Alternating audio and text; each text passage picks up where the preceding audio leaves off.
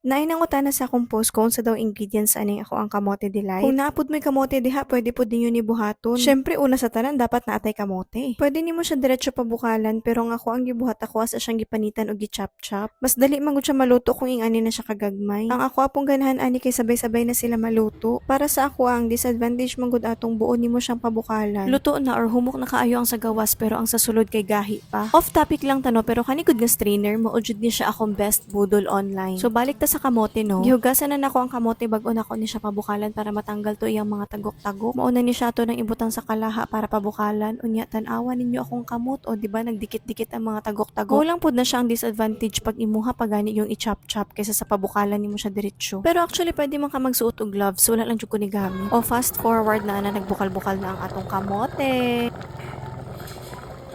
Ako ana siyang gihaon og diha lang gihapon ako siya gibutang sa ako ang strainer para diretsyo na mag-drain ang tubig. Dako gid tabang nga strainer sa ako kay so far wala jud ko nakaagi nga napasok ko og ginamit ani. Dili man gud mo siya kailangan gunitan pag naa kay salaon kay pwede ra man gud mo siya ipatong sa lababo. So mao na ni siya ang atong kamote no og ako ana siyang pinuhon gamit ang stainless steel nga strainer. Diri na nato siya ibutang og mao na ni siya nga stainless steel strainer ang ako ang gamiton. Kani ako ang ginagamit kay una wala mi atong stainless steel nga masher. Ikaduha ganahan ko ani kay pino jud kaayo ang kamote at the same time masala patong murag buhok-buhok niya. Medyo matrabaho lang gid siya og sakit sa kamot pero worth it man pod kay smooth gid kayo ang iyang texture pag human. Lami kayo siya kaunon kay wala pud tong mga buhok-buhok. Naara o pino kayo siya tan-awon. Tan-awa ra gud pud ding strainer o di ba nasala pud iyang mga buhok-buhok. Tapos mao na ni siya nga atong mashed sweet potato. Pagkahuman ana kay magdungag na ko og duha ka itlog. Hoy naaman sa tema remember aning duha ka itlog oy. Pagkahuman na to butang sa itlog kay i-mix lang pud nato siya og tarong sa kamote.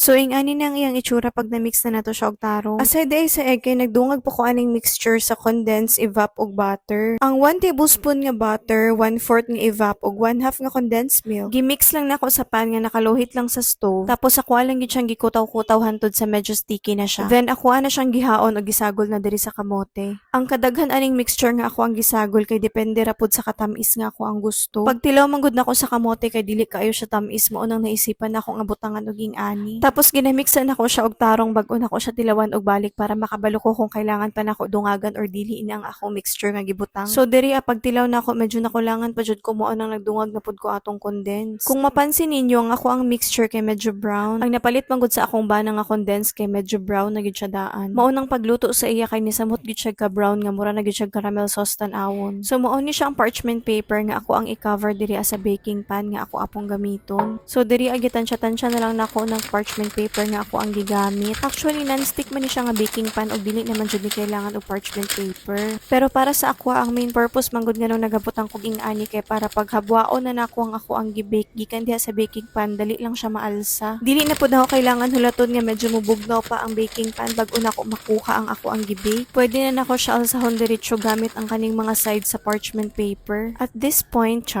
ibutang na nato nga to ang kamote.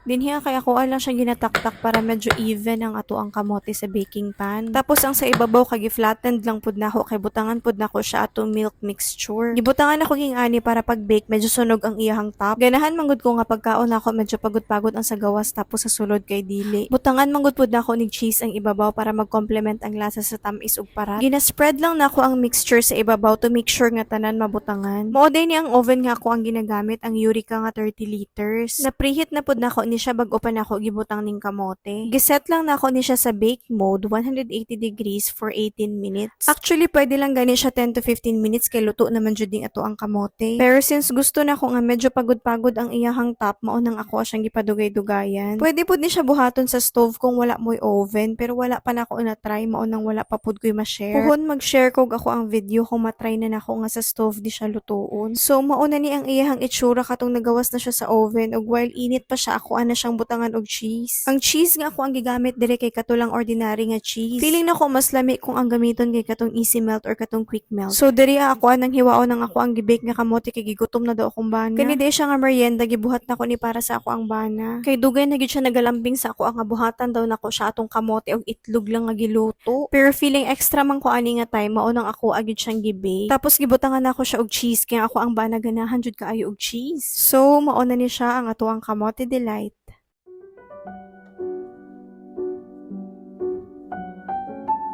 What's the reaction of the husband?